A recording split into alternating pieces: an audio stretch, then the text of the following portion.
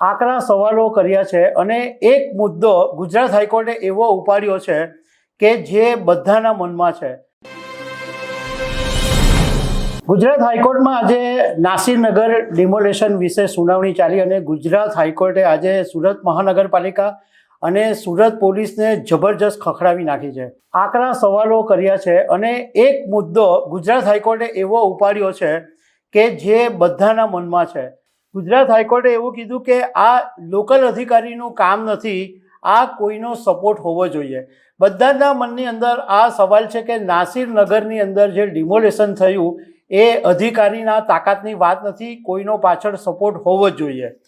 તો આના વિશે હું તમારી સાથે વાત કરીશ। મારું નામ રાજેશ શાહ છે અને તમે જોઈ રહ્યા છો ગુજરાતના સૌથી મોટા ડિજિટલ ન્યૂઝ પ્લેટફોર્મ ખબરછે.com। નાસિરનગરમાં જે ડિમોલેશન થયું એમાં 26 લોકોએ ગુજરાત હાઈકોર્ટના દરવાજા ખટખટાવેલા અને ગુજરાત હાઈકોર્ટની અંદર કેસ કરેલો કે આ ગેરકાયદેસર ડિમોલેશન થયું છે। એની સુનાવણી આજે 2 જુલાઈના રોજ થઈ। ગુજરાત હાઈકોર્ટે સુરત મહાનગરપાલિકા અને સુરત પોલીસને આકરા સવાલો કર્યા હતા। ખાસ કરીને ગુજરાત હાઈકોર્ટે કીધું કે આ એક લોકલ અધિકારીનું કામ નથી, કોઈનો સપોર્ટ હોવો જોઈએ। હાઈકોર્ટે એવો પણ સવાલ ઉઠાવ્યો કે લોકોનું ઘર તોડી નાખવું એ ફોજદારી ગુનો નથી।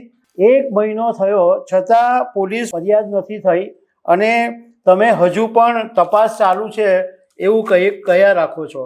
ગુજરાત હાઈકોર્ટે કીધું કે આ પ્રથમદર્શી ગેરકાયદેસર ડિમોલેશન છે અને અરજદારોને દબાણ કરતા કહેવા એ યોગ્ય નથી અને અસરગ્રસ્તોને બીજે વસાવવાનો પ્લાન રજૂ કરવા માટે ગુજરાત હાઈકોર્ટે કીધું છે।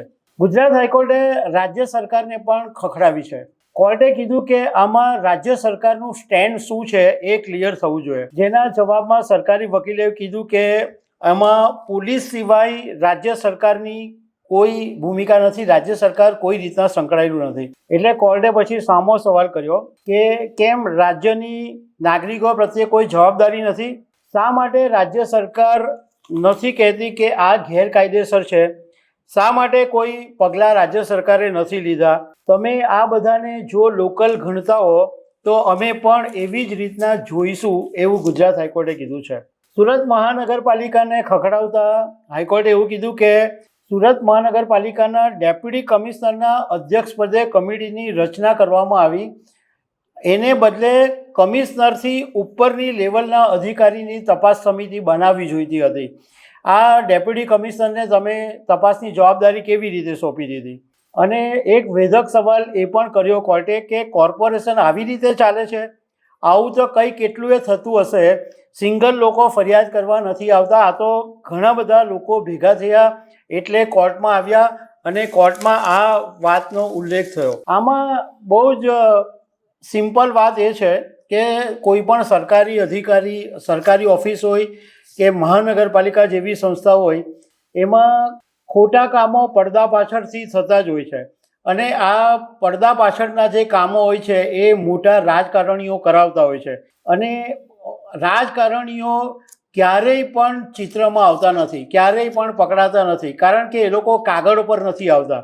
રાજકારણીઓ પડદા પાછળથી મૌખિક આદેશ આપે અને અધિકારીઓ એ આદેશને માથા પર ચડાવે અને કામ કરી આપે, પણ જ્યારે ગૂંચવાડો ઊભો થાય કે કાયદાકીય પ્રક્રિયા ઊભી થાય ત્યારે સસ્પેન્ડ અધિકારીઓ થાય અને જે રાજકારણીએ સોપારી આપી હોય એ તો પડદા પાછળથી છટકી જાય, એમનો ક્યારેય વાળે વાંકો નથી થતો। એટલે હવે આ સુનાવણી ચાલે છે, પણ મહત્ત્વની વાત એ છે કે ગુજરાત હાઈકોર્ટ આ જે પણ બધા આની અંદર સંડોવાયેલા છે એની સામે શું આકરા પગલાં લે છે એ આગામી દિવસોમાં ખબર પડશે।